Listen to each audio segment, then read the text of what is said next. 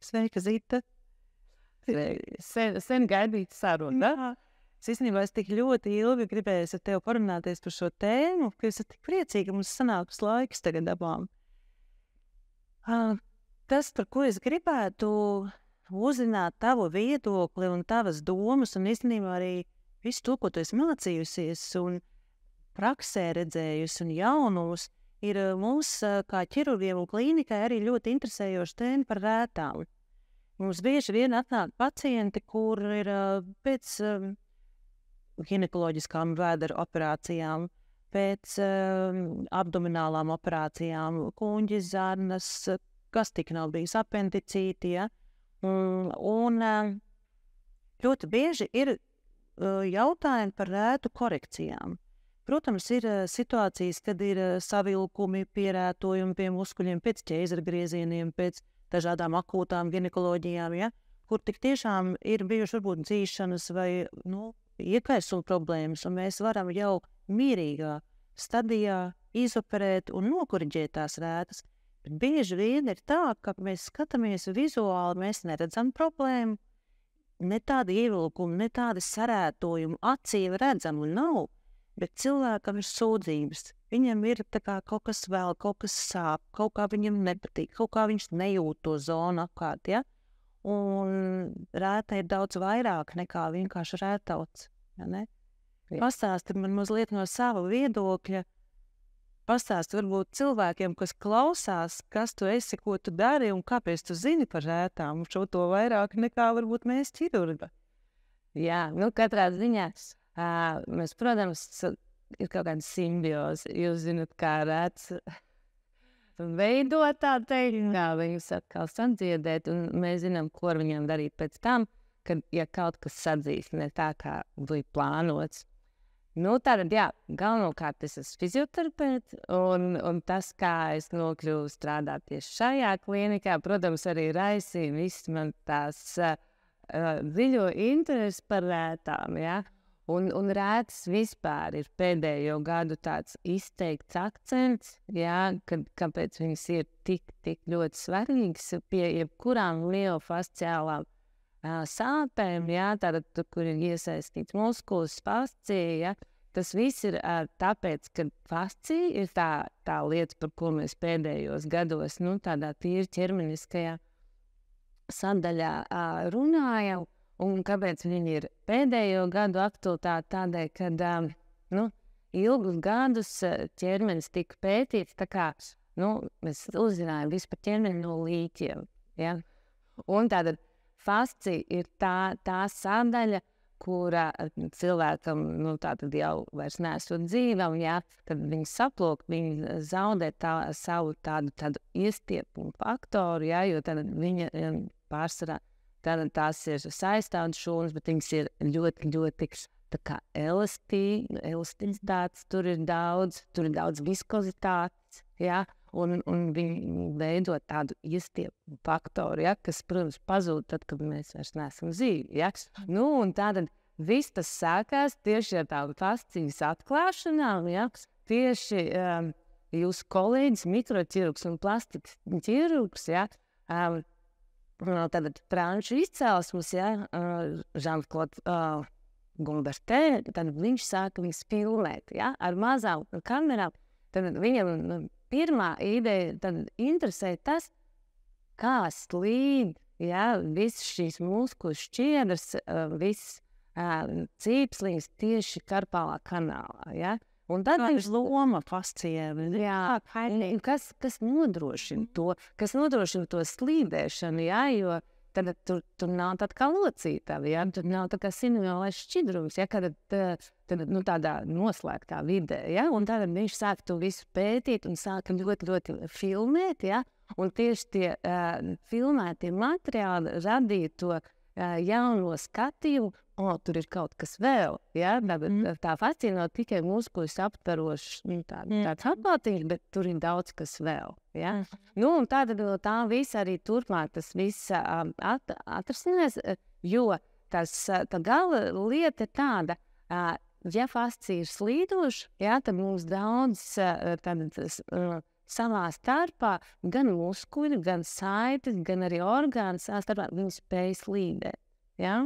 Tad tas, kas mums interesē, kā vēdera dobums šajā sadaļā, ja, tad visi vēdera priekšējā siena, tad mums ir ne tikai tas, ko mēs redzam, ir virspusējie slāņi, ja, tas, ko mēs varam satāstīt tieši ādas zemē, bet ir vēl dziļāki slāņi, ja, kur tā tad var būt salipuši tie slāņi, kur ir orgāns ar orgānu, ja, tad var būt, kur ir muskulis pie kaula, ja, tad ir dažādi līmeņi, kurā vietā varētu būt tas saistaudu problēmas.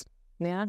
Un te ir ļoti interesanti, tur, kur plastiskā ķirurģija satiekas ar tādu klasisko ķirurģiju, ja? Kad atnāk man, piemēram, dāma un saka, jā, man bija ļoti neglīta apendicīta rēta, man bija ļoti izteikta ķēzergrieziena rēta, bet tagad viņas ir koriģētas. Un man jau prātā rodas tās idejas, kas tik tur vien varētu nebūt. Bet tad, kad mēs pelpējam, jūs tur visi esat iztīrījuši. Ja? Katrā ziņā lielāko daļu, ja? Tik, cik ir bijis iespējams. Un tad tā ir ļoti interesanta lieta, jo es redzu pilnīgi citā vietā, ja? Bet es skaidri zinu, kur ir rētas, un es viņas arī rētādus var satās. Tad jāstrādā ar rētādiem, kas ir, atrodas ciņomā, dzimumā. Ja? Un te ir ļoti, ļoti, ļoti daudz nianšu, ja? Ir savi sarkanie karogi, sevišķi vēdera zonā. Ja? Ir, protams, ļoti, ļoti jāpārzina anatomija, jāsaprot, kas būtu aiztiekams, kas nebūtu aiztiekams. Ja? To nedrīkst darīt jebkurš ir nolēmis strādāt ar rētājiem, kurš sabiezējums, jābūt ar izmeklējumiem. Bet tad, ja mēs runājam, ja mēs ņemam to daļu, kas attiec tikai uz rētām, ja? Tad te ir tas interesantais. Ja? Un tad rētām ir ļoti interesanta lieta, kad ir aktīvs un neiroloģiski aktīvs rētas un ir pavisam mierīgs rētas. Un, ja mēs skatāmies, kuras tad no tām, kā viņas atšķirt, ja, tāda rēta, kura ir ādā, un mēs viņu kustinām uz visiem virzieniem, un viņi mierīgi arī padodās, ja, viņi ir mierīgi rēta. Arī dziļumā nav nekādu sabiezējumu, ja. Viņi visdrīzāk neradīs mums nekādas problēmas. Tāda rēta, kura ir, viņa tā kā ielipusi. Ja, mēs viņu virzam uz priekšu, uz augšu, viņa kustās, bet uz sāniem vai kaut kur slīp, nē. Ja? Tātad iekšā arī. Jā, bet tātad tā jau, ja meitene pati sev, tātad viņa pakustina, tad tur jau kaut kas varētu būt, ja? Ir sevišķi, ja vēl iet āda, tad ir ādas valnīca un apakšā ir rēta, tā ir iespējamība, kad viņi varētu ietekmēt, ja? Kādas ķermeņa funkcijas, un, protams, visas rētas, kuru dzīšanas procesā ir bijuši izteikti, piemēram, iekaisuma procesi. Jā. Tad visas sarītas. Jā. Tās visas ir tās, kurām ir vērts. Tad jebkuru rētu nav vērts. Tikt un arī nevajag. Ja? Bet tikai tās, kuras mums kaut kādā veidā šajā reģionā rada vai nu sāpes, vai palielināt svīšanu. Ja? Tas arī ir viens no tādiem jūtība, tā vai citādi, viņi vienmēr būs kaut kur izmainīti, ja? Vai arī tātad zem rētas atrodošies muskuļi, viņi neieslēdzas aktīvi darbā. Jā, tad visbiežāk, kad vēdera muskuļi ir. Tad man tu pilnīgi izņēma to nākamo jautājumu no mana prāta jau, ja? Tātad tajā normālajā, globāli, ja mēs neiedziļinamies par katru ķermeņa daļu, bet globāli ir apmēram tā, ir kaut kāda lielāka operācija bijusi, ir sašūtas, mēs arī vienmēr pieskaramies, tas ir ļoti svarīgi, mēs arī to zinām par tiem slāņiem, ja? Kad ir pareizi slāņi jāsašoja savā starpā, lai nekādā veidā nenotiktu disbalans, ja? Lai nebūtu, kad āda ir pierētojusi pie muskuļiem, piemēram, ja? Bet tad globāli ņemot ir normāls rētošanās process, 2 nedēļas plus mīnus ir tas akūtais, uzmanīgais, lai kaut ko nesabojā, neuzasiņoja. Un no mēneša, tā kā varētu jau sākt arī sportiskas aktivitātes. Bet kad tu ieteiktu, kurš ir īstais brīdis cilvēkam sākt domāt par strādāšanu ar rētu? Vai tad, kad tā rēta ir jau veca un saprot cilvēks, ka te man kaut kas nav kārtībā, velk un sāp, vai tieši otrādi ir kaut kādi sabiezējumi vai nejūtīgi, kaut kādas problēmas ap to zonu, ja? Vai arī tu teiktu, no 2 nedēļām, ja mēs izpalpējam kādus sabiezējumus, kādus sacietējumus, kad tad ir brīdis sākt vai labāk nogaidīt un no mēneša sākt. Kurš būtu tas īstais brīdis meklēt tevi? Jā, tātad par laiku es teiktu tā, tas pirmais laiks būtu tikai tad, ja pašam ķirurgam ir kāds pārdoms, kādai tur būtu jāpievērš uzmanība. Jā, tad mēs skatāmies tikai tad, ja apkārt ir kaut kāds īpašāks liels tūsks, tad mēs strādājam uz tūskām, jā, un tā. Tas noteikti nebūtu tas, kad meitenēm vai kungiem pašiem nolemt, jā. Tad noteikti tad, kad jau viss sadzīšanas process ir noticis, jā, rēta ir absolūti mierīga, jā. Viņa ķirurgs ir pateicis, ka ar rētu viss ir kārtībā, tādā ziņā, ka tur visi dzīšanas procesi nomierinājušies, ja? Bet, ja cilvēkam tomēr ir kaut kāds, šajā reģionā, ne, visbiežāk jau šeit, ja, jeb piemēram, operēto locītavu, ja, ir dažādas tomēr tieši muskuļu slīdēšanas, fascijas slīdēšanas, tādas izraisītas tādas sajūtas, ja viņš vienkārši saprot, kad kaut kas vēl nestrādā tā, kā viņš bija domājis, ka strādās. Ja? Tad ir rēts. Ja? Tad es teiktu, ka fizioterapeiti vairāk strādā ar vecām rētām. Un rētām, kas ir raksturīgi, viņām nav vecuma ierobežojuma. Tātad tās, piemēram, kas apendicīta rētas ir iegūtas 6 gadu vecumā, 7, ja? Viņas var būt neiroloģiski aktīvas, tā kā ietekmēt šo zonu visu mūžu garumā. Tā ir ļoti laba ziņa, jo parasti mums ķirurgiem ir tā iespēja ar dažādām fizioprocedūrām, ja, vai kādām zālēm, vai plāksteriem, vai lāzeriem iedarboties uz rētu, kamēr viņa formējās. Jo pirmos 3 mēnešus rēta ir ļoti aktīva, tur tie būvniecības procesi notiek ļoti intensīvi, ja? Un arī, ja tur vai kāda keloīda veidojas vai ceļās uz augšu, tas ir ļoti intensīvi redzams, ja? Viņa ir kņudoša, jūtīga un tāda. Un otros 3 mēnešus, līdz pusgadam, jau tā būvniecība tāda lēnāka, mierīgāka, bet pēc būtības, pēc pusgada, mēs varam uztvert, ka rēta ir veca. Viņā ir nomierinājušies būvniecības procesi, visas fibrozija auda, visas šūnīgas, kas tur ir strādājuši, ir jau norimušās, un sācies ir tāds tā kā atpūšanās laiks, un pēc gada mēs redzam to galu galā pilnīgo rezultātu, ja? Bet tā ir laba ziņa, ka šajā periodā no pusgada līdz gadam, ka pēc būtības mēs ar konservatīvām lietām vairs nevaram daudz ietekmēt rētu, ka jūs tieši varat, ja? Jā, katrā ziņā tās ir tās lietas, kur tiešām ir jābūt ļoti, ļoti uzmanīgiem fizioterapeitiem, nejaukties tur, kur ir ārstu sadaļa un tas periods, ja? Jo, redz, mēs strādājam ar ķermeni, mums ir ļoti svarīgi arī jušanas, ja? Visas tās lietas apkārt, jo arī strādājot ar rētu, ir jāsaprot, uz kuros virzienos ķermenis jūt, kad ir tāds tā kā iestiepums, tad pēc operācijas, es teiktu, ka gandrīz arī līdz tam pusgadam vēl tā jušana nav atjaunojusies tā, lai vispār cilvēks varētu tā kā sapinertēties un izvērtēt, jā, to rētu stāvokli, ja? Un tā sajušana ir ļoti, ļoti svarīga, jo tas reģions, kur dzīst, viņu kaut kādā veidā mēs tomēr izolējam kā tādu traucētu, ja?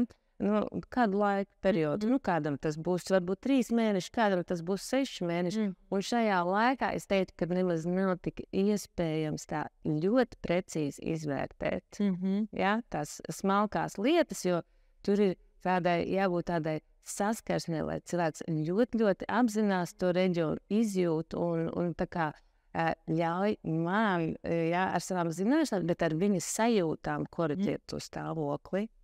Bet tad, vai šobrīd runājam par to, ka ir jau pagājis laiks, un tu saproti, ka kaut kas tev vēl, kaut kas nepadodās, kaut kā nav tā kustība, nav vairs atpakaļ, tā sajūta pilnvērtīgi audos. Bet tajā brīdī, kad notiek šis dzīšanas process, jā, tur varbūt nekas nesulo, visi diedziņi ir uzsūkušies, rēta dzīst normāli savu gaitu, ja? Un cilvēks īstenībā jau dzīvo aktīva dzīve, viņš jau ir sācis sportot, kaut ko jau peld un fiziskus pat darbus dara mājās, vai ir kaut kas tāds, ko profilaktiski varētu darīt? Profilaktiski, lai tā rēta, jo mēs turam kādreiz sakam, pasmērē ar mīkstinošiem, barojošiem, jo rētai nepatīk, ka viņi sausa, ka viņi savalkās. Mīkstina viņu, pamasē viņu, lai viņi sāk tā kā atlaisties, iebrīvēties. Vai var arī kaut ko profilaktiski darīt, lai tā rēta padotos vēlāk labāk? Jā, redz, tā kā es runāju tā kā vairāk par plastikas rētām, jo te ir jāatšķir vēl viena lieta, ko mēs strādājam ar tādām kā ķirurģiskajām rētām, tātad pie locītām dažādām operācijām vai pēc traumām, tās rētas atkal mēs ļoti ātri kustinām, ļoti ātri, viņas ir, mēs pagaidām, kamēr viņas sadzīst, ķirurgs ļauj, bet tas ir, daudz straujāk, tās varētu būt 3 nedēļas, 4, un tur ir atkal ļoti svarīgi, ja tā ir tāda, piemēram, zona, kas ir ļoti tuvu pie kaula, tad ir ļoti svarīgi, lai tie audi visi ir kustīgi, tad viss tāds liels audu kopums, un tāpat, ja mēs runājam par to, kad, piemēram, ap rētu varbūt tūskainī, tad mēs vairāk daram visu to, lai nebūtu tūskas, un tā ir ļoti svarīga lieta, tad tur ietilpst viss tas, ko mēs ēdam, cik daudz ūdeni mēs uzņemam tieši kā šķidrumi, vai mēs piedomājam pie tā, lai tā ķermeņa daļa tiktu elevēta, ja tā ir roka vai kāja, vai mēs pietiekami daudz arī mierīgi kustamies, tādā apjomā, kā mums daktars ļauj, vai fizioterapeits, jo no tā vien, ka mēs sēžam un saudzējam, no tā mums nav mazāk tūs. Tas nozīmē, ka arī, jebkurā ķirurģijā, daktars ļauj, un ir kaut kāds vai savilkums vai sacietējums, bet daktars saka, tu šobrīd vari iet sportot, vari masēt rētu, vari darboties, pēc būtības var pie tevis jau arī sūtīt, un varam sākt strādāt arī pat profilaktiski negaidot, katrā ziņā ķirurģija, tādā traumatoloģijā mēs ļoti daudz ar to darbojamies, bet tur ir viena nianse, ja pat tā rēta nedaudz paliks sārtāk, bet mēs saprotam, ka risks ir tāds, mums vajag kustību apjomu un funkciju atgūt ātrāk. Bet ne estētika, bet ne estētika. Mēs vienmēr pasakam klientam, ka tāda iespējama var būt, ka viņi var palikt sārtāk. Tā locītavas, viņas pastāipās.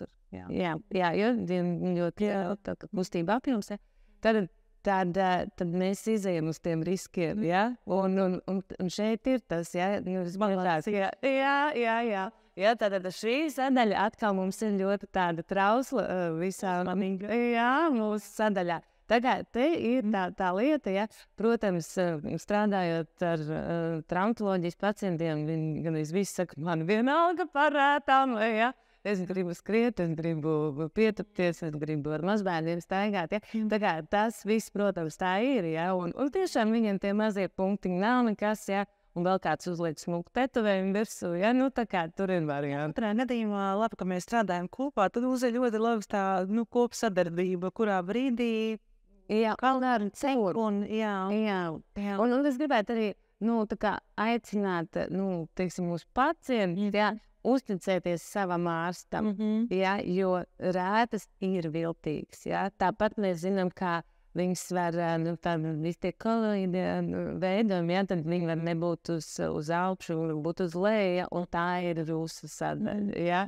Un ja jūs izvērtējat, kad viņas ir aiztiekams vai nav ir aiztiekams, tad mēs viņus mīļi gaidām, bet ja jūs izvērtējat, ka nē, tad mēs tomēr sakām, nē, jūs rētas, mēs netiksim, tā.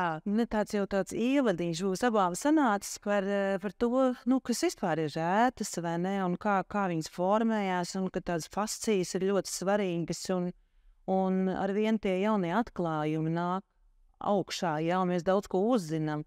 Bet mēs ar tevi esam abas kopā privāti runājuši tik nenormāli interesantas lietas, ka man liekas, mums 2 stundas ir aizlidojušas vienkārši, es nezinu kur, tāpēc, ka mēs neesam tikai materiālas būt.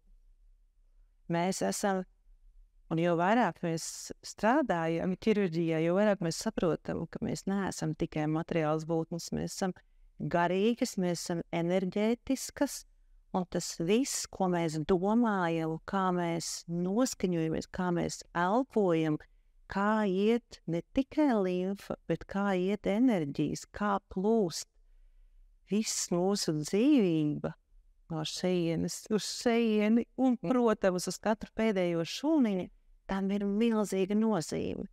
Un tā otra sadaļa, ko mēs ar tevi esam runājuši, ir kā rēta, tāpat kā cilvēki bieži vien runā par tetovējumu vai kaut ko, kā kaut kas uz ķermeņa izmaina šīs plūsmas, šīs enerģijas, ja? Jā. Vai tu esi gatava arī par šo padalīties? Jā. Nu, sakarā ar rētām tas ir ļoti, ļoti, ļoti tāds, tāds pamatjautājums, ja? Jo ir ļoti, ļoti svarīgi, kādos apstākļos ir iegūt rētu. Ja? Un tas ir, to zinās tikai tās meitenes, kurš to ir piedzīvojušas, vai arī kungi. Ja? Tad visneitrālākie apstākļi ir zem ķirurga skalpeļa, ja? Pilnīgā mierā. Cilvēks ir iemidzis un viņš ir perfekti ļāvies savam doktorim, kurš viņu operēs. Pilnīgi savādāk ir jebkādas ievainojuma rētas, jebkādas rētas, kuras ir, piemēram, kā gala rezultāts smagām dzemdībām, kuras ir apstājušās. Jā? Tad tur un rētas ir tādas emocionāli ietilpīgas. Un, diemžēl, arī šā sadaļa viņa nenoveco līdz ar mums. Jā? Un tāpēc tam ir, pret to ir jāizturas ar pietāti. Ceļš tam, kurš strādā ar rētām, jo bieži vien tas reģions, sevišķi, ja mēs runājam par tādām apendicītu rētām, tas reģions sievietē ir bieži vien kā vienkārši tabū. Es tur neskaros klāt, tas bija, tas bija neplānot, man tas nepatika, un es to negribēju tikt. Ja? Un tad mēs lēnām pieradinām tās sajūtas, ja? Kā tas ir vispār domāt par sevi, domāt par ķermeņa lejas daļu. Ja? Jo bieži vien ir tā, mūsu straujajā dzīves ritmā atnāk meitene un saka, man vienkārši nestrādā apakšējā daļa vēderam, un tur vispār nav nekas, ko darīt, tur viss ir beigts. Ja? Bet tas darba procesā, ja, tad mēs konstatējam, ka viņi nepievērš uzmanību. Tā ir ignorēta zona. Ja? Izslēdz no apziņas. Ja man bija kaut kas traumatisks vai vienalga kaut kas traumatisks, es izslēdzu no apziņas, man tā ķermeņa daļa nemaz nav. Nav ar vieni. Jā. Un tas ir ļoti, ļoti, ļoti svarīgi, ja? Jo lai mēs kaut ko iegūtu, lai mēs savu ķermeni mainītu, ja? Mums pirmkārt ir jāapzinās un jāizjūt tas reģions, tā daļa, ja? Un tad tikai mēs varam veikt korekcijas, kad mēs esam sakonektējuši ar to daļu. Ja? Jā, sanāk, kad katrā profesijā pēc būtības mēs daļēji esam arī psihologi, jo mums ir jāsajūt šis cilvēks, jo man nevienmēr ir katram jāiegriež, kas ienāk kabinetā. Man ir jāsataust, jāsajūt, vai tā problēma ir iekš tās vajadzīgās operācijas vai ne, un vai es vispār varu palīdzēt ar to, ko es daru šai konkrētai problēmai. Un tavā kabinetā ļoti bieži līdzīgi, jo es no savām pacientītēm esmu dzirdējusi tik, labas un sirds siltas atsauksmes par tevi, kad tas tāpat kā gandrīz kā pirtiņā sākumā ir tā saruna. Pēc kā tu esi atnākusi, vai ne? Un citreiz man meitenes saka, ka Dievs, es nezinu, kāpēc, bet es tai Zitai izstāstīju visu, kā ir. Es neesmu stāstījusi tuvākajiem, ja, bet asaras pat noberdināja, kā tas ir, kas man tur notika un kāpēc, ja. Es domāju, ka tev ir tieši tāpat, ka tev ir vispirms jāsajūt tas cilvēks, jāsajūt, kas ir par sāpi īstenībā, jo varbūt nāk ar griezumu, bet sāpe ir par to vardarbību, kas tur bija apakšā, es tādā plašā nozīmē, ja? Vai par pavisam citu jautājumu ir tā sāpe, ja? Kā tāda. Jā. Nu, katrā ziņā strādājot ar ķermeni, tur nevar atdalīt emocijas no ķermeņa. Tas vienkārši nav iespējams. Ja? Nu, tāpat Tomsam Maieram ir tāda teorija, ka mēs evolucionējot esam piecēlušies kājās un atklājuši visas tādas saudzējumākās vietas, un ar tām ejam pa priekšu. Ja? Tas ir neloģiski, un ik pa laikam mēs redzam, ka mēs tomēr gribam viņus sargāt. Ja? Tad tā ir tā lieta, kas ir viena no. Ja? Jo skaidrs ir viens, ka tikai cilvēks, kurš labi jūtās, iet ar pilnīgi taisnu muguru, ja? Iet ar skatienu uz priekšu. Ja? Jebkurš traucējums ķermenī, jebkuras sāp, jebkura aizķeršanās, nav kādās funkcijās, un sievietēm tā var būt gan intīmā sfēra, gan kuņģzarnu trakts, jebkura. Ja? Tā jebkura, ja viņai traucējums, tas atspoguļosies mūsu ķermenī, ja? Un tāpēc tā kā atdalīt ķermeni no tādas sajūtas pasaules. Jā. Iespējams, ka vīriešiem ir nedaudz mājāk, bet es teiktu tikai iespējams. Manā praksē tomēr tā neapgalvot. Ja? Bet sievietes, protams, ir vienīgs jūtu mākoni. Vai mēs aizveramies, vai mēs atveramies un ejam uz pasauli, vai ne? Jā. Un tad tieši tā, tāpēc bieži vien man nāk klients un saka, jā, es daudz vingrojos ar fizioterapeitu, un tiešām tie muskuļi ir spēcīgi, kuriem būtu jāatver tas kurs, bet turbūt tā dāmai ir mazliet par lielu slodzi ikdienā. Varbūt viņi vienkārši vēl starp visām savām ikdienas skrējieniem ir ielikusi vēl muskuļu treniņu, un es nezinu, vai tas ir labākais. Ja? Varbūt, ka viņai ir mazliet mazāk vajadzīgs treniņš, mazliet vairāk atpūtas un tādas piedomāšanas, ka es sev varu arī pastiet uz augšu, es varu brīvāk uzelpot, bieži vien tieši uzelpot. Ja? Viss, kas ir saistīts ar elpošanas sistēmu, ja? Tur ir ļoti, ļoti daudz arī tās lietas, kad šajā reģionā visi savilkumi, ja? Ļoti ietekmē mūsu elpošanu, ja? Jebkuras vēders lietas, ja? Arī mums traucē diafragmāla elpošana. Ja? Tad elpošanas tehnikas tagad ir ļoti daudz. Ja? Mūsu meitenes noteikti zina, vismaz 5 veidus, kā pareizi elpot. Iegooglē un tūlīt uzzina YouTube. Jā, bet galvenā tā lieta, kas ir ar visu ķermenisko, tu vari zināt miljonus lietu. Galvenais, lai tu viņus praktizētu. Ja? Lai vienu no viņām tu pielieto tieši tad, kad tev uznāk tā stāvoklis, tuvs panikai. Ja? Lai tu atceries, ok, tagad man noderēs elpošana. Ja? Vai kāda cita tiešām no tiem palīdzošiem rīkiem. Bet tiešām tā kā darīt, ja? Jo tas vispār mums ir raksturīgi, mēs esam ļoti, ļoti erudīti, un tā fizioterapijā ir tieši pat tāds tā kā izaicinājums. Mēs esam iedzinājušies līdz pēdējiem sīkumiem, jebkurā problēma, bet mēs esam attālinājušies no ķermeņa, ja?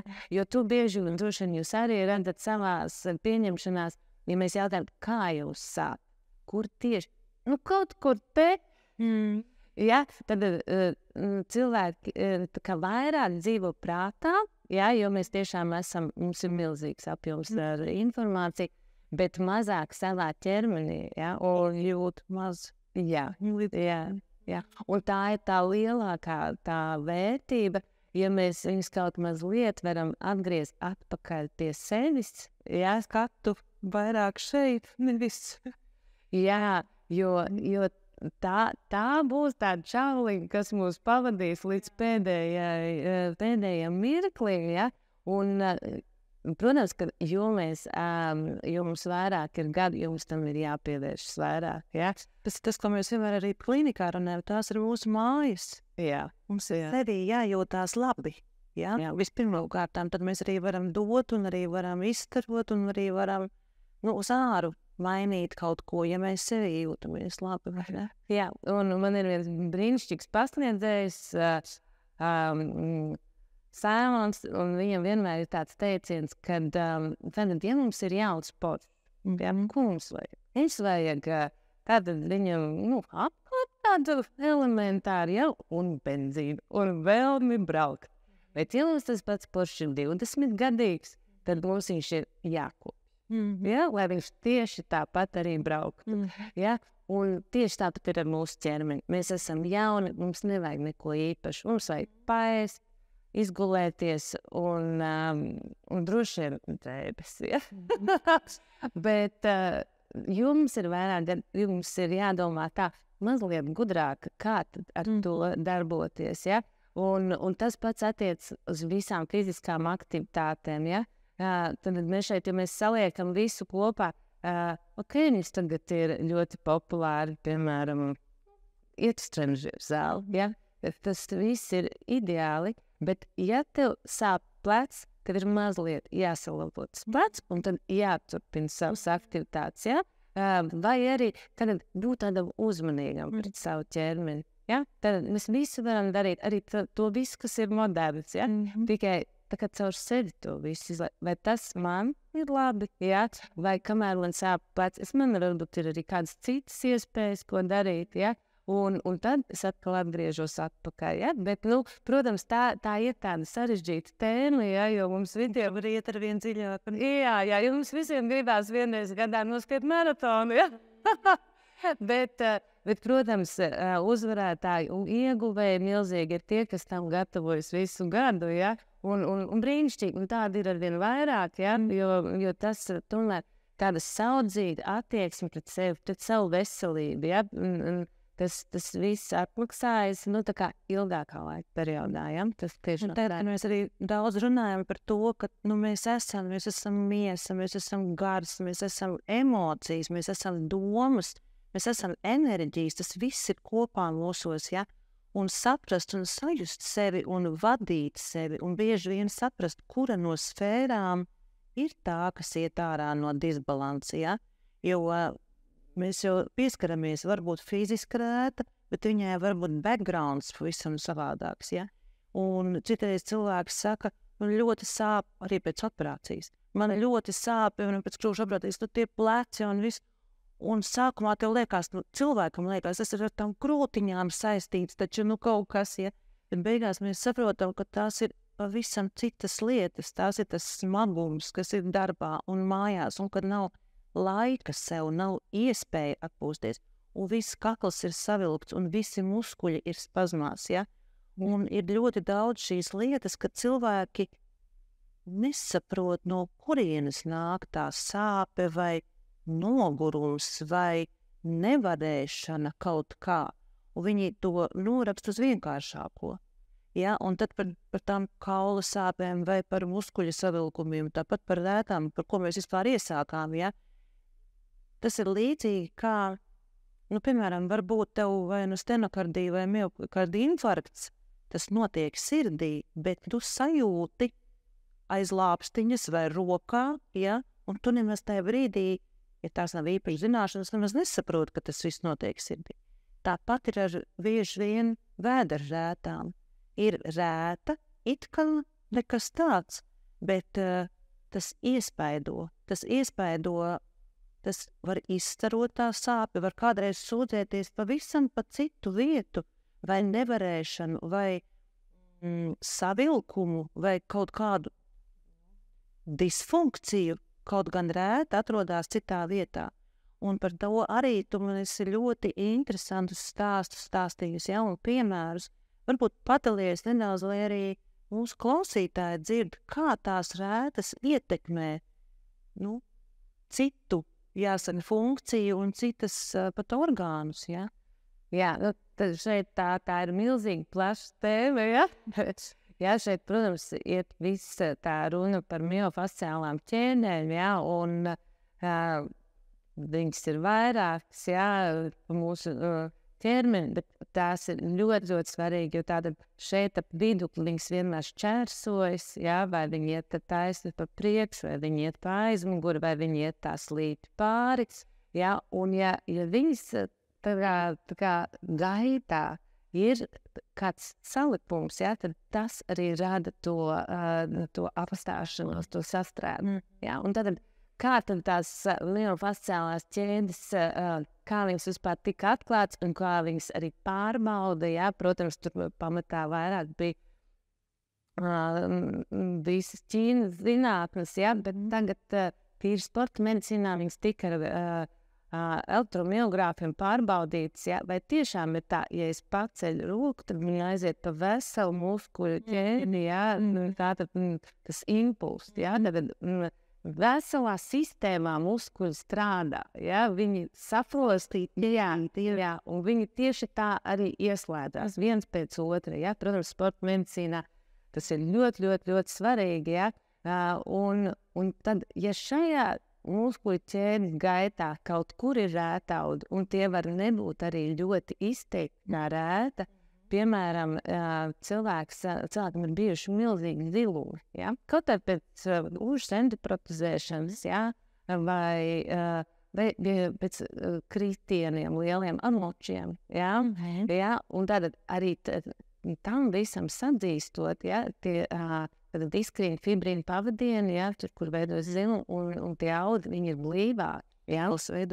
Jā, ja? Un tātad ja mums, piemēram, ir kritiens kaut kur ap luteāliem muskuļiem, ja? Luteāli muskuļi ir lieli, spēcīgi muskuļi, kur mums palīdz noturēties vertikāli, ja? Un ja viena puse tātad ir tāda ar samazinātu apziņotību, ja? Tad tas ļoti, ļoti iespaido, ja? Tas būtu viens tāda lieta, bieži vien ir kaut kādas rētas ap ceļiem, ja? Vienkārši tāpēc, ka mēs kaut kur nokrītam, nobrāžamies, ja? Nu, kā bērni mēs nokrītam, kur nu vēl pusauģi gados un vēlāk, ja? Bet šeit arī ļoti daudz sevišķi ceļā ārējā daļā, ja? Un tas ir ļoti, ļoti, ļoti svarīgi, ja? Jo, ja tā ķēdīte tiek kaut kur apstādināta, ja? Tad viņi tālāk vienkārši neiet. Jā, tas var piemērs pateikt, lai cilvēki saprot, ko tas nozīmē, jo tā ķēdīte, ja viņa neiet, ja, kur citur ir rēta, bet tas ietekmē šo te muskuļu kustības sinhronitāti, ja, un vispār atbildes reakcija un sajūtas, bet tu vari pateikt kādu piemēru, kā tad būtu man saprast vai sajust, ka tas ir saistīts ar to rētu. Jā. Nu, tādas biežākās lietas. Piemēram, mums ir kaut kāda rēta šeit, pleca priekšējā daļā. Ja? Pirmkārt, mēs viņu mazliet šaudzējam, kamēr viņi sadzīs. Tad viņa varbūt pat arī nemaz nav ielipusi, viņa ir diezgan kustīga pati pa sevi. Bet cilvēkam ir nepatīkami viņu aizskart. Ja? Tātad viņš visādā veidā to zonu arī no apģērba viņš viņu sargās. Un līdz ar to viņš noliks plecu uz priekšu. Ja? Un automātiski, kas notiks, tātad biceps uzņems diezgan lielu darbu uz sevi. Ja? Aizmugurējā zona tiks tā kā pagarināta. Viņi mazāk būs aktīvi, ja? Un ar laiku cilvēks ļoti sajutīs tātad tajā zonā starp lāpstiņu un mugurkaulu izteikti diskomfortu, ja? Jo tie muskuļi ir pagarināti, un viņi ir pagarināti tādēļ, ka šeit tiek ļoti, ļoti sargāta zona, ja?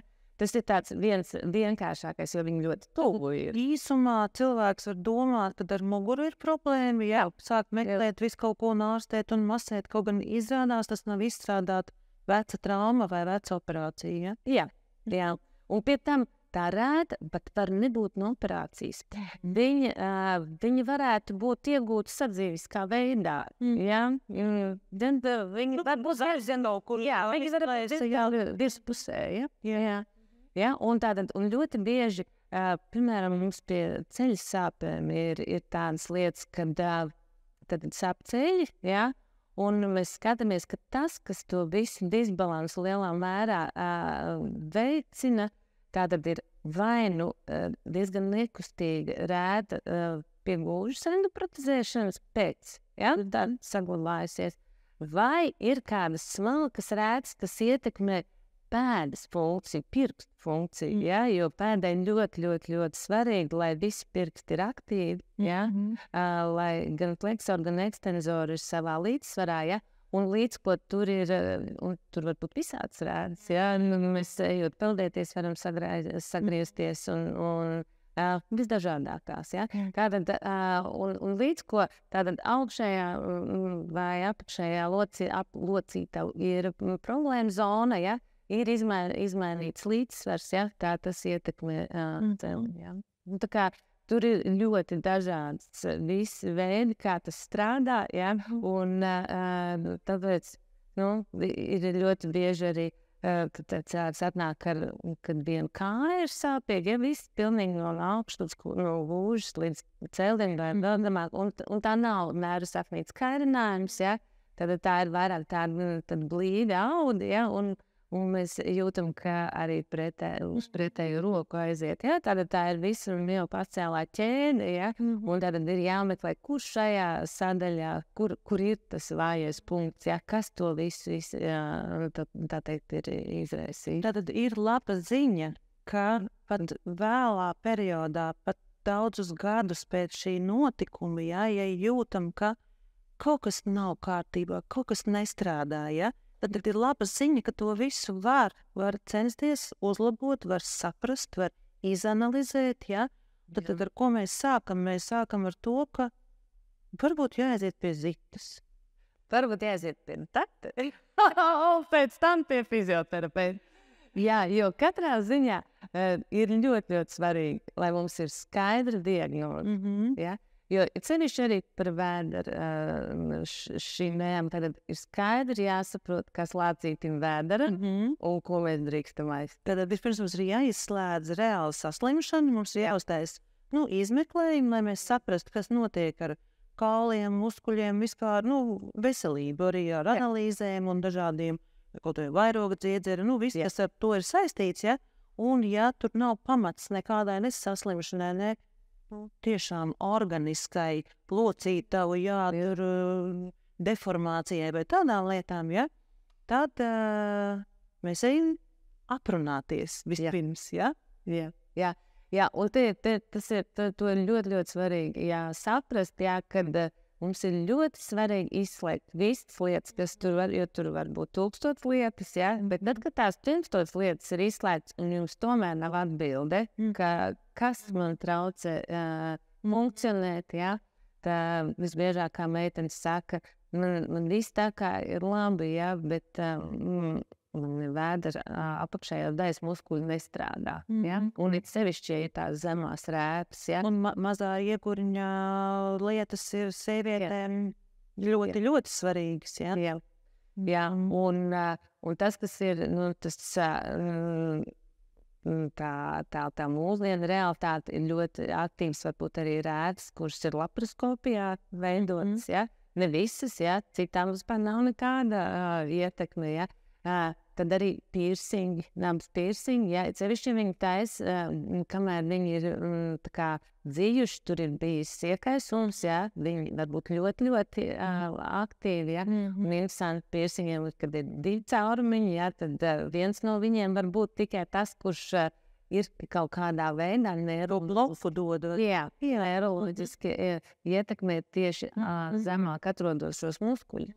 Ja? Un tās ir tās lietas, kuras tagad tā ir tā modernā sadaļa, ja? Kuru mums ir jāņem vērā. Ja?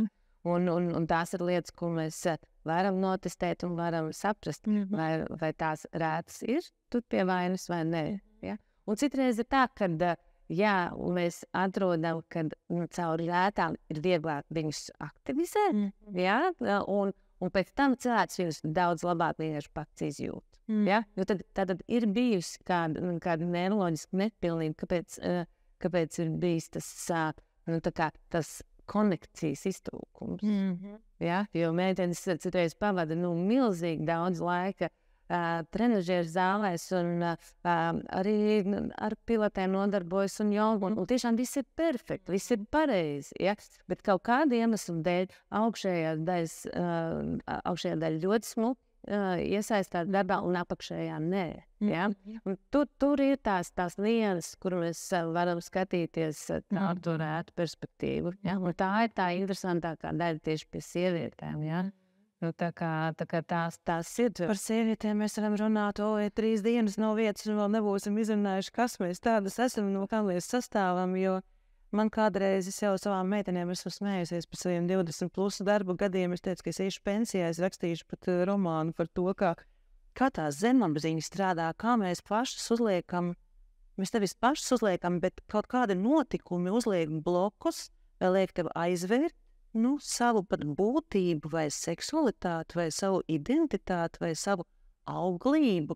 Jo man ir bieži, jau es nezinu, cik gadījumu, ka nav bērniņu, nav bērniņu. Ķimenē jau ir seni samierinājušies, būs bezbērnu pāris, ja, un tad, tas saņemšu, kaut kā man tas sapnīts par tām krūtīm, ja. Uztais krūšu palielināšanu, bams, pēc 2 mēnešu pat vēl nemaz nedrīkstot atļauties grūtniecību, ir pēkšņi bērniņš pieteicies, ja. Un ir vairākas tādas, varbūt sakritības, varbūt psihoemocionālie bloki, varbūt zemapziņas visādas lietas, ja, kuras tev izmainot kaut ko, tu iekšēji izmainies, tu paveries. Un tas tāpatās arī ir ar tām vēdera ķeizara rētām. Jo mums ir bijuši pacientiņi gan pēc tevis, gan arī pēc mūsu kaut kādām korekcijām. Viņi saka, es nesaprotu, kas man notiek. Es pēc tiem ķeizariem, es biju ļoti, ļoti gribējis dabīgās dzemdības. Es gāju uz viņām, es biju pilnīgi, ka es būšu tā māte, kas iedzemdēs, kas iejutīs to visu. Man bija akūts ķeizars, un man bērniņš gandrīz aizgāja bojā, bet apstākļi sakritība, mēs tur viss mums bija labi. Es saku, bet es nezinu, es esmu izmainījusies, man negribās ne tuvību, ne intimitāti, es nevaru vairs izjust, es nevaru atdoties, es nevaru ļauties, ja, un izstrādājot citreiz ķirurģiski, citreiz caur tevīm. Viņš saka, es nezinu, es esmu tāda tā kā atbrīvot, tāds tā kā pilnīgi cits cilvēks, ja. Es saku, manī ir šie bloki pazuduši.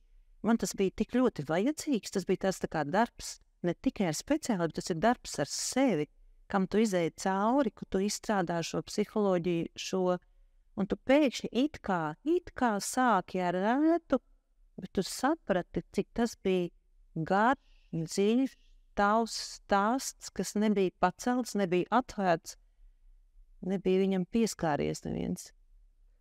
Jā. Un tā ir milzīga lieta ļaut cilvēkam pieņemt, ja? Pieņemt to, kas bija, tad izdzīvot to viņš varētu ar psihologu, ar psihoterapeitu, bet mēs viņam ļaujam kaut vai ķermeniski pieņemt to, kā ir. Ja? Jo, ja viņš no viņa tikai tā kā norobežojas, tas viņam neļauj iet tālāk. Ja?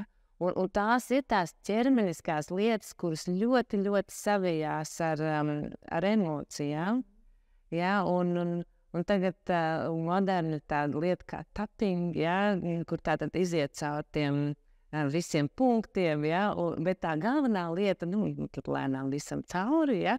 Bet tā galvenā lieta tur ir, es sevi pieņemu pilnībā un ar visu mīlestību, lai gan, ja? Un tad ir tā afirmācija, kas cilvēkam ir jāpieņem.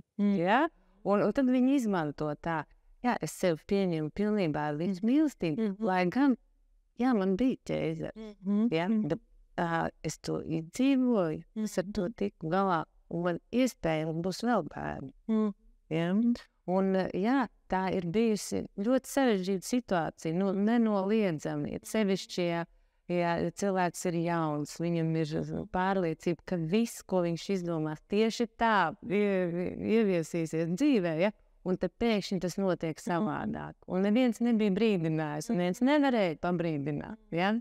Un, protams, to pieņemt ļoti sarežģīti.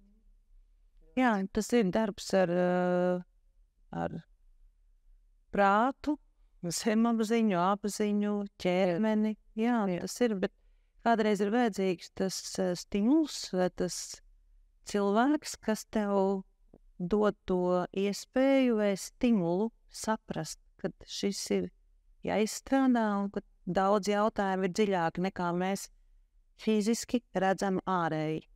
Jā, un par to, kā tas notranslējas ķermenī, ja, tā pašapziņa.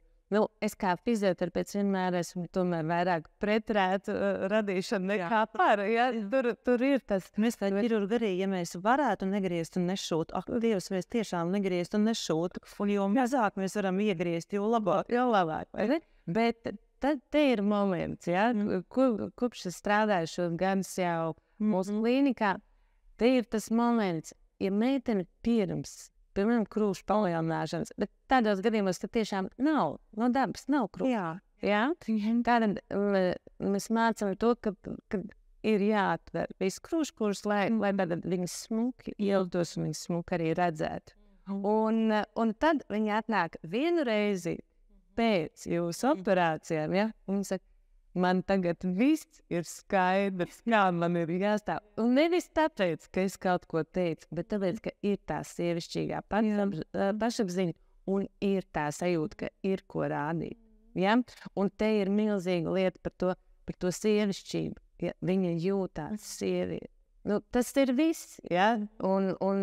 Ja man krūtis ir dots, es nevaru to izvērtēt, kā tas ir otram, bet tad, kad tu to redzi to laimi sajūtu. Kā viņas uzplaukt, kā atverās, kā sākt, tas viss tāds ir tāds dirkstošs un starojošs, tur ir pilnīgi jauna identitāte, ja? Jā, un te ir tā lieta, ja? Jā, un man kādreiz kāds teica, nē, tā Dievs ir radījis. Es domāju, jā, bet uz apendicītu operācijām mēs taču ejam, ja? Mums viņas vajag. Un kad man gūžu vajadzēs, es arī zināšu, ka man viņu vajag, ja? Un viss tas modernais, to mēs pieņemam, ja? Un tāpēc arī šī sadaļa ir tā, kam vajag, tam vienkārši vajag. Ja? Un tā nav neviena cita darīšana, jo tas viss ir ķermenis saistīts ar emocijām. Protams. Jā, un tā ir tā lieta. Vai kādam, kurš slēpj savu kaut kādu sajūtu, ja? Vai viņam var fizioterapeits iemācīt turēties taisni? Taču nē, tas nav iespējams. Ja? Ja? Un tātad, ja viņš turēsies taisni, ja? tad tieši būs tā kā paspildināts kaut kas. Ja? Tā ir tā sadaļa. Tu nevari strikts robežas novilkt starp fizisko, starp emocionālo, ja? Un tur pa vidu ir rētas. Ja? Vai mēs viņus iegūstam dzīves laikā, ja? Vai mēs viņus iegūstam tā kā mērķtiecīgi, ja? Ja, tāpēc arī ir vesela zinātne par rētām, kur kādas ir ķermeņa līnijas, kur ir sejā, kā ir pierē, kā vaigos, kā kaklā, kā krūtīs un ķermenī, kur ir šīs līnijas, pa ko veidojot rētu, viņi harmoniskāk ieguļās ķermenī, kā aiziet pareizāk visas enerģijas, visas apasiņošanas inervācijas, ja? Jo ir, kur tu nepalīnijām traumā vai avārijā iegūsti, tad tās dzīst slikti, viņas ir savilktas, viņas rada šīs problēmas. Un tad, kad aiziet tajās, pareizajās, jāsaka, pareizajos stāvos, ja, pareizajās līmeņos, tad ir pavisam cits jau atvesaļošanās periods. Bet arī tur var būt iekaisums vai kāds sarētojums stiprāks vai kāda reakcija uz diegiem, ja. Varbūt viss kaut kas, un kā jau tu teici, ķirurģija nav tas varbūt problemātiskākais lauks, kur tās rēta mēs iegūst. Jā, tas ir visnevainīgākais. Bet rēta kā tāda, viņa ir uz visu mūsu. Padarīt ar burvinoņu viņu nebijušu, mēs nevaram. Mēs viņu varam ideālākā gadījumā maksimāli uzlabot, tā, lai viņa vispār vairs netraucē, ja? Bet viņa nekad nebūs pazudus no redzesloka, vai ne? Jā. Un bieži vien ir arī tā, kad viņas jau mums diezgan, kļūst arī neredzamāks. Cevišķi ir, mēs iesauļojamies un tā. Jā, tādā režīmā kā drīkst, jā. Bet es esmu kādreiz jautājis, es testēju pirksts vai uz kājām pirksts, bet vai šajā cīpslas tajā gājumā, vai kaut kur jums ir bijusi rēta, jā, un sevišķi spālēniem vīriešiem vispār nevar redzēt, jā. Viņi saka, protams, ka ir parāda precīzi, jā. Jā, un es domāju, redz, cik interesanti, jā. Viņi zina savas rētas, jā, tur, uz kājas, jā. Un viņš saka, viņš pat var izstāstīt, kā viņš viņu ieguva. Ja? Ja? Un tiešām tā pirksta apliecēs, viņš tā nestrādā, kā viņam būtu jābūt. Ja? Un tā rēta ir iegūta sen. Jā, tas tāpat kā viss, ko mēs ieliekam ķermenī, tas kļūst uz mums ar mūžu, uz mūžu. Tas ir mūsu sastāvdaļa, tāpat kā roka, kāja, rēta, tetovējums. Tas ir kaut kas, kas nāk papildus klāt. Un ar to tu dzīvo. Tas ir tavā mugursomā. Jā, un katrā ziņā, piemēram, tad viss tas koncepts, pēc kā es strādāju vairāk ar rētām, ir tā kā amerikāņu koncepts no neirokinētiskās terapijas. Tad viņi skatās arī uz tetovējumu kā uz rētu. Ja? Un visbiežāk, tajā praksē ir pierādījies, ka melnie tetovējumi nē, un tad melns zils nē, bet tur, kur ir intensīvs krāsas, sarkani, zaļi, ja?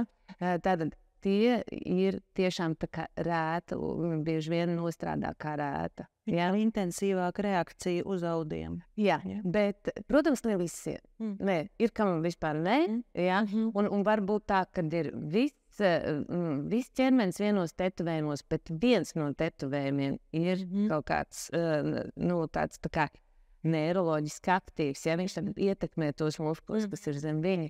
Un bieži vien tad sevišķi, ja tādi tetovējumi, ceļš apmācījās kaut kur ir fizioterapeitiem, mēs jau jautājam, kas tas ir, ja? Viņš saka, tur bija tāda dzīves posms, es viņu taisīju īpašā, tādā mentālā stāvoklī, ja? Te ir tās neiroloģiski aktīvās rētas, kurām ir atmiņa, ja? Tad te ir tas jautājums, ja? Kur tad tā ķermeniskā daļa beidzas un emocionālā sāk? Viņi neatdalās. Jā. Tāpat kā tie cilvēki, kas mums nāk tagad jau pieaugušā vecumā un stāsta, kā tur tai jaunībā tā mīlestība vai kaut kas negaida ģimenē, un tad tur taisīja tās iegriezumus, tur tagad visiem vai neparādīs, cik žēl, ka tagad es tā iziešu, ja? Un pēc tam viņš pieaudzis, viņš saprot, tas bija, tāds jaunības, muļķība, bet tās rētas ir, un viņas sāp, viņām nāk atpakaļ. Tas ir virspusēji švīkas, bet viņās nāk atpakaļ visas tās emocijas, un tu no tā pavisam nekad tā netiksi vaļā. Golīdz neizstrādās fiziski, emocionāli un garīgi, jā. Jā, un droši vien kaut kādā veidā nepieņemsi, jā, tu, kas ir bijis, bet tā, protams, vairs nav mūsu lauciņš, bet tās ir tās lietas, par ko noteikti, jā, būtu sev jāatgādina, un varbūt kādam tuvam cilvēkam, kas no tā kaut kādā veidā ciet. Tu iesāki sākumā par to vēsturi par rētām. Jā, tad zinu, ka tur vēl visādi interesanti fakti. Varbūt tu vari pastāstīt, varbūt vēl kādam būs interesanti.